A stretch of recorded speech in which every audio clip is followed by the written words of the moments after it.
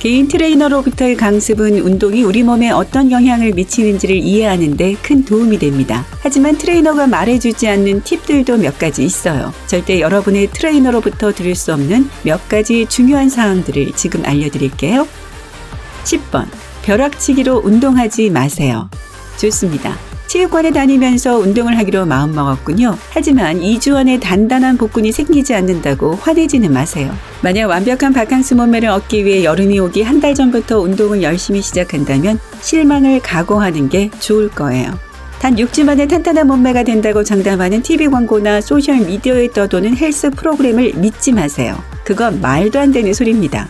2004년 위스콘신 대학 라크로스 캠퍼스 연구에서도 6주 몸 만들기는 거짓이라는 것을 증명했는데요. 연구원들은 25명의 평범한 남성들이 6주간 일주일에 3번의 20분 유산소 운동이나 3번의 30분 고강도 근력 훈련으로 구성된 운동 프로그램을 진행하는 것을 관찰했습니다. 비록 참가자들에게 정말 유익했고 전반적으로 그들의 컨디션도 좋아지기 시작했지만 이들에게서 눈에 보이는 변화는 별로 생기지 않았습니다. 6주 후에도 말이죠. 다른 모든 것과 마찬가지로 참고 기다리는 사람에게는 좋은 일이 생깁니다. 꾸준히 운동을 하며 식이요법을 병행했을 때 눈에 보일 정도의 결과를 얻는 건 운동 시작 후 2-3달 또는 그 이후일 겁니다. 일주일에 5일에서 7일씩 운동을 하면서 코앞에 다가온 해변 파티에 맞춰 몸을 만들겠다고 무리하지 마세요. 일주일에 3번의 고강도 운동과 2번의 유산소 운동을 적당히 규칙적으로 하면 어느샌가 거울에 비친 모습에도 변화가 보이기 시작할 거예요.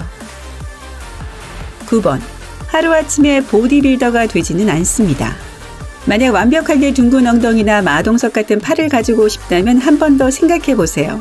신체 능력의 40에서 60%가 유전에 의해 결정된다는 거 아시나요? 임상운동 전문가 바바라 부시먼 박사에 의하면 그렇답니다. 훈련이 신체에 영향을 주고 결과를 제공하지만 때때로 여러분이 목표로 하는 것은 절대 실현되지 않을 텐데 그건 여러분의 DNA 덕분이라고 하네요. 그러니 운동 목표를 세울 때 그 사실을 명심하세요.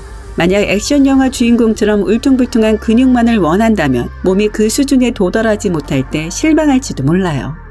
끊임없이 노력하고 운동하는 동안 집중하기만 하면 여러분의 몸은 최적의 상태가 될 겁니다. 8번. 운동할 때마다 트레이너가 옆에 있을 필요는 없습니다. 개인 트레이너를 고용하는 것은 좋은 생각입니다. 트레이너는 여러분에게 적절한 자세를 가르쳐주고 가장 잘 맞는 운동을 소개해 줄 테니까요. 하지만 트레이너가 매달마다 옆에 붙어 있을 필요는 없습니다. 그건 마치 더 이상 필요하지 않은 보조바퀴가 달린 자전거를 타는 것과 같죠. 개인 트레이너와 5번에서 7번쯤 함께 하고 나면 운동을 어떻게 해나갈지 이해하게 되고 운동에 관한 궁금증도 해결될 겁니다. 그때쯤이면 트레이너는 이미 여러분의 개인적인 목표에 딱 맞는 식이요법과 운동을 이해하도록 도움을 주었어야 하고 모든 것을 제대로 하고 있다는 걸 확인했어야 합니다. 이걸 언급하지 않으려는 트레이너들도 있는 것 같던데요. 일거리를 걱정한 걸까요? 하지만 날개를 펴고 혼자 날 때가 됐습니다. 여러분은 할 수 있어요. 7번. 스포츠 영양식은 멋진 몸매의 비결이 아닙니다. 만약 트레이너나 동료 체육관 이용자들이 스포츠 영양식의 마법에 대해 설교를 하거든 그냥 참고만 하세요. 그 사람들의 말처럼 그렇게 효과가 좋다면 그걸 먹은 모든 사람들이 헐크 호건처럼 될 거예요. 정말 이상하겠죠? 게다가 그런 프로그램을 성사시키면 종종 그들에게 인센티브가 있습니다. 즉, 여러분이 제품을 구입하면 그 사람들이 보상을 받기 때문에 꼭 신뢰할 만한 건 아니라는 뜻이죠. 비싼 스포츠 영양식에 돈을 쓰는 대신에 건강하고 균형 잡힌 요리법을 배워서 직접 만들어 보세요. 지방연소 파우더와 보충제를 먹는 대신 옛날 방식으로 체육관에서 땀을 흘리면서 칼로리를 소모해 보세요. 균형 잡힌 식단과 규칙적인 운동을 병행한다면 여러분은 점점 더 건강해질 겁니다. 안전하고 자연스러운 방법으로 말이죠. 6번. 셀룰라이트를 받아들이세요. 셀룰라이트가 적이라는 건 알지만 받아들이는 게 좋을 거예요. 셀룰라이트를 제거하는 건 우리의 의지에 달려있고 영원히 없애버릴 수도 있다고 들었을지도 모릅니다. 하지만 사실은 유전과 여러분의 일반적인 성향 덕분에 셀룰라이트는 절대 사라지지 않습니다. 어떤 운동이나 다이어트를 하든 간에 셀룰라이트를 영원히 없앨 순 없어요. 하지만 스트레스를 받지는 마세요. 허벅지에 있는 그 짜증나는 자국들과 평생 같이 살아야 한다는 건 아니니까요. 몸을 건강하게 유지하고 건강한 식생활을 한다면 셀룰라이트가 부각되지 않도록 할 수 있습니다. 그리고 기억하세요. 많은 사람들에게 셀룰라이트가 있지만 이것이 소위 건강하지 못한 생활 방식의 산물은 아닙니다. 누구든지 몸무게나 체형에 상관없이 셀룰라이트가 있을 수 있어요. 유전적 요소, 호르몬 혹은 다른 선행 요인에 따라서 말이죠. 5번. 복근이 없어도 멋진 복부를 만들 수 있어요. 뮤직비디오, TV, 영화에 등장하는 연예인들 덕분에 날씬한 배인지 판단하는 확실한 기준이 복근인 것처럼 생각하기 쉽습니다. 기쁜 소식을 알려드릴게요. 납작하고 탄탄한 배는 과도한 복근 운동 없이도 만들 수 있어요. 심지어 일부 복근 운동은 과도하게 했을 때 역효과를 내서 허리를 더 굵어 보이게 할 수도 있습니다. 예를 들어 옆구리 근육 강화를 위한 덤벨 사이드 밴드 운동은 허리 라인을 더 두꺼워 보이게 할 수 있습니다. 이런 운동은 몸에 해롭지는 않아요. 하지만 잘록한 허리와 복근을 원한다면 어떤 운동을 할 수 있는지 먼저 트레이너에게 물어보세요. 무조건 크런치만 수없이 하지 마시고요. 우리 다들 바쁜 사람들이잖아요. 4번. 여성들은 동작을 더 여러 번 반복하세요. 공평해 보이지 않을 수도 있지만 그 이면에는 과학적 근거가 있습니다. 피트니스닷컴에 따르면 여성의 경우 고강도 운동과 짧은 휴식을 반복하는 것이 휴식 없이 길게 운동하는 것보다 더 효과적일 수 있다고 합니다.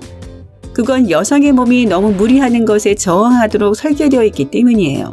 즉, 여성은 무거운 역기를 사용하는 대신 가벼운 역기를 사용해 더 많은 횟수를 반복해야 한다는 겁니다.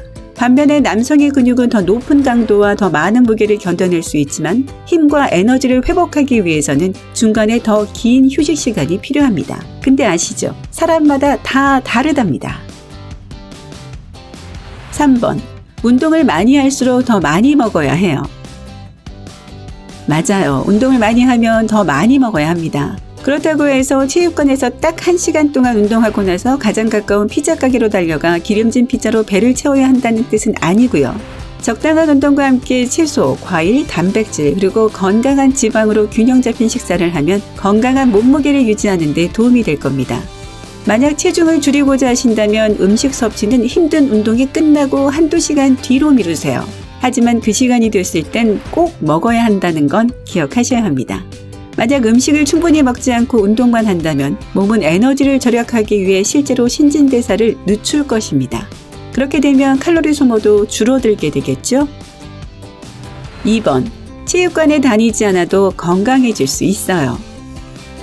임대료, 청구서, 생활비만도 벅찬데 거기에 체육관 회원권 비용까지 추가하는 게 부담스러운 분들도 많으실 텐데요. 사실 체육관에 다닐 예산이 없다고 해서 몸매를 가꾸지 못할 건 없습니다.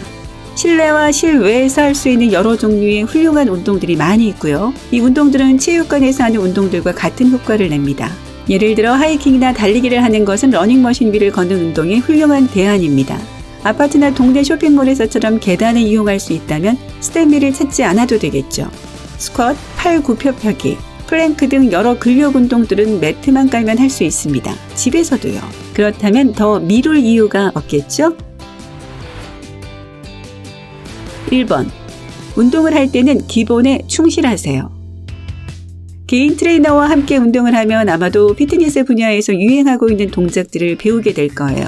하지만 그런 운동들은 종종 각 근육 그룹을 분리하기 때문에 원하는 운동 효과를 내지 않습니다.